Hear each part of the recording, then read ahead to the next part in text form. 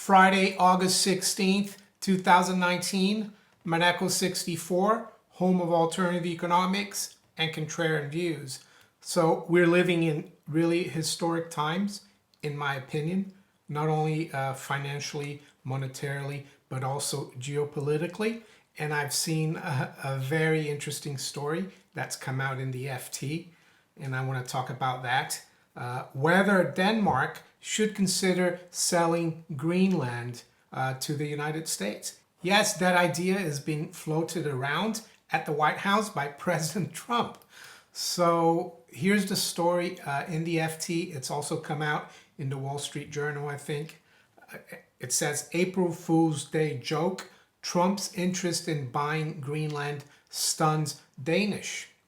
So I'll go over the article and then I'll give you my opinion on whether the Danes should consider selling Greenland. And I'm going to compare Greenland to the Louisiana Purchase just over 200 years ago, when the United States bought most of the Midwest from the French, from Napoleon, for only $15 million. So let's read through this article.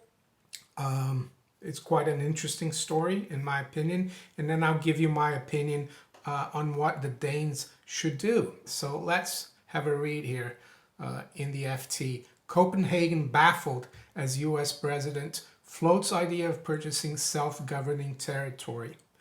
So this is by Richard Milne in Oslo and Henry Foy in Moscow. So I'll go through the article before I'll give you my opinion, of course.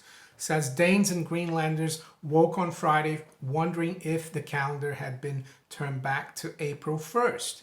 News that U.S. President Donald Trump had floated the idea of buying Greenland from Denmark in several conversations was greeted with a mixture of incredulity and derision. It must be an April Fool's Day joke, said Lars Løkke Rasmussen, who was Denmark's prime minister until June. He said in a tweet, apparently. The government of the self-governing Danish territory said in a statement, Greenland is not for sale and can't be sold, but Greenland is ready for negotiations to enter collaborations with other countries, including the US. There was no official comment on Friday from Denmark's new center-left government, just as there was no indication from the US as to how serious was Mr. Trump's thinking, which was first reported by the Wall Street Journal, as I said earlier. Greenland, the world's biggest island that is home to just 56,000 residents, depends on the government in Copenhagen for foreign affairs and national security, and is geographically part of North America. And as you can see by the map here, it's also very strategic, not only for the North Atlantic, but also for the Arctic Ocean. And we know there's a lot of new activity in the Arctic Ocean. There's a lot more ships going through the Arctic Ocean as it's becoming more and more navigable. So this is a very strategic island. It goes on to say, polls suggest there is strong support in the Arctic territory for independence from Denmark, although a significant stumbling block would be how it would replace the substantial financial grant it receives annually from Copenhagen. Greenland is of central geopolitical importance, not just to Denmark, but also the US and China because of its location abutting the North Pole and between North America and Europe. The sparsely populated island also has significant natural resources potential, including rare earth metals, oil, and gas. Trump buy Greenland, quote, hopefully it's a joke, but otherwise it is a terrible thought with the risk of the militarization of Greenland and less independence for the Greenlandic people, besides being a great loss to Denmark, said Martin Lidegaard, a former center-left foreign minister. Aya Larsen, one of Greenland's 2 MPs in the Danish parliament, said, I don't think it's a good idea. I say no thank you to Trump. Goes on to say, the US president is making a state visit to Copenhagen on September 2nd and 3rd. when he will meet the prime ministers of Denmark and Greenland. The US already has an air base at Thule inside the Arctic Circle in the north of Greenland and enjoys considerable autonomy. Before that visit, Mette Frederiksen, Denmark's new center-left prime minister, will make her debut trip to Greenland on Sunday. And I'll continue because this might sound outlandish, but give the FT credit. And this is what they say. For all the gallows humor in Copenhagen, Denmark does have a history of selling islands to the US. In 1916, at the height of the First World War, the US bought the Danish West Indies for $25 million, amid fears that Germany might gain control of what became the US Virgin Islands. The US also sought to buy Greenland before, most recently in 1946, when President Harry Truman offered $100 million. Any move by the US to seek greater control over Greenland would spark alarm in Moscow, amid increasing militarization of the Arctic region and attempts by Russia to exert more control over the frozen north. Since 2013, Russia has spent billions of dollars building and or upgrading 7 military bases along its northern Arctic coastline, setting up radar stations, missile defense batteries, airstrips, and ports as part of a bid to be the preeminent military power in the region. Given that Greenland already hosts the Thule base, Russia would probably respond negatively to any attempts by Washington to build up its defenses and security presence on the island, which boasts a sizable chunk of the world's Arctic coastline. There you go, the Arctic Ocean. Both Russia and Denmark, through Greenland, have claimed the Lomonosov Ridge, an 1,800-kilometer-long underwater piece of territory that runs across the Arctic under the North Pole. The US warned Denmark last year over Chinese interest in building 3 airports on Greenland, eventually pushing Copenhagen to provide financing to keep China out. Beijing in January published its first ever white paper on Arctic policy, in which it publicly shifted its interests in Greenland from scientific research to commerce. So there you go. That's the FT article, a good article. So what do I think?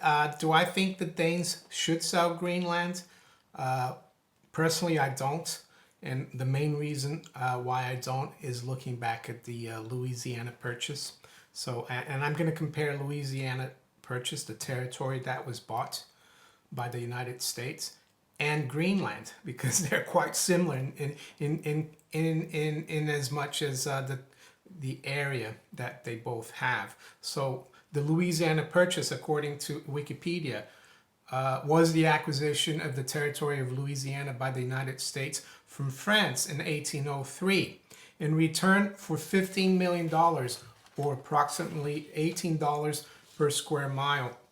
The United States acquired a total of 828,000 square miles, or 2,140,000 square kilometers. So if you look at Greenland, according to Wikipedia, its area is 2,166,000 square kilometers, or 836,000 square miles. Almost exactly the same size as the Louisiana Purchase, which you can see here. It's I think it was a horrible sale for France. It was a great purchase for the United States, because if you think about it, without that territory, the United States would not have been able to expand westward and onto the Pacific, right? So that was a key purchase, even though it took another 40 to 50 years for that expansion to happen. It wouldn't have happened if they hadn't bought the Louisiana Purchase. And for $15 million back then, which isn't that much really, if you look at the $15 million then, it's about $800 1,000 ounces of gold if you take it, the ounce of gold at $20.67. So not nearly enough.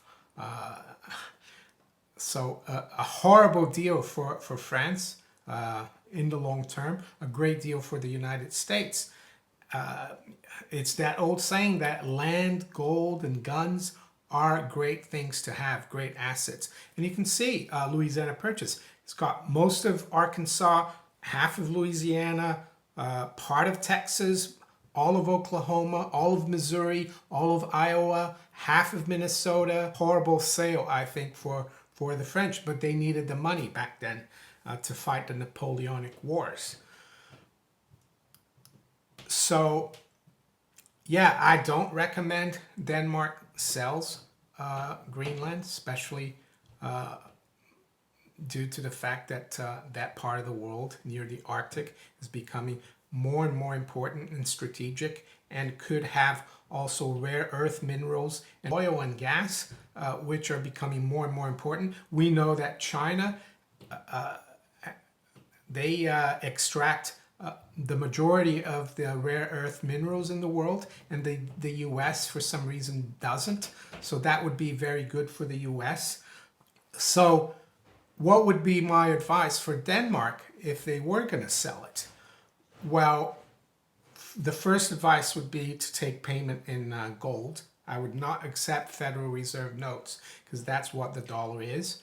And the second, I would ask for a big amount. And I was thinking about the Danish national debt. So I had a look. As you can see here, the Danish national debt is only 36.1% of GDP. So it's very low compared to other countries like the US and the UK especially, or Japan, where we've got 200% of GDP. So they don't have a big national debt. So I looked at their national debt in US dollars. It's $127,766,000,000. That's their national debt. So yeah, if the United States wants to buy Greenland, they'll have to pay off the national debt and in gold. And I've done the calculation. I've divided that 127,766 by $1,500 an ounce, which is pretty much where we are right now. We're at 1510. And I came to the amount of 85,177,271 ounces of gold, which equates to 2,650 metric tons, which is a big amount. I mean, the US officially has 8,300 metric tons. So yeah, that's what I would ask. Americans probably wouldn't pay that much for it. I mean, if you look at 1946, Harry Truman offered $100 million. Back then, the dollar was $35 per troy ounce. That was about 2,857,000 ounces. So a lot less than what I'd be advising the Danes to ask. I'd be telling them to ask for 85 million ounces. Truman offered 2.8 million ounces, which is the equivalent of $4.28 billion today. So yeah, as you can see historically, not good for countries to be selling their territory. I think the Louisiana Purchase is a glaring example of that. It was a horrible decision for France. It was a great decision for the United States. And I think at the time, probably the French didn't think much about the Louisiana Purchase, that that territory would become so important. And I think it's the same thing for Greenland. It could become a very, very important piece of land or island bordering the Arctic. You never know. Just like the French didn't know back then that it was going to become so important. So yeah, I wouldn't sell it, but if I did, I'd ask for the national debt of Denmark in gold payable physically, delivered in Copenhagen by the U.S. Navy or whoever would deliver that for the U.S. government, payable in physical gold. And I demand an audit as well of the gold, of course. So there you go. Not such a crazy idea, really, for the United States to be looking to purchase Greenland. And of course, people are going to make it seem that it's Trump, that it's crazy. And I'm not judging Trump. I'm not pro or against Trump. I'm just looking at the situation. But as you can see, it's been done in the past, and it's been Harry Truman did offer to buy Greenland back in 1946. So it's not something that it's out of the realms of possibility. If you enjoyed this video, make sure you hit the like button, subscribe to the channel if you haven't yet. Make sure you hit the little notification bell above to be notified of all my new videos. And you can also follow me on Twitter, Steemit, and on DTube. I wish you all a great rest of the day. Take care. Bye.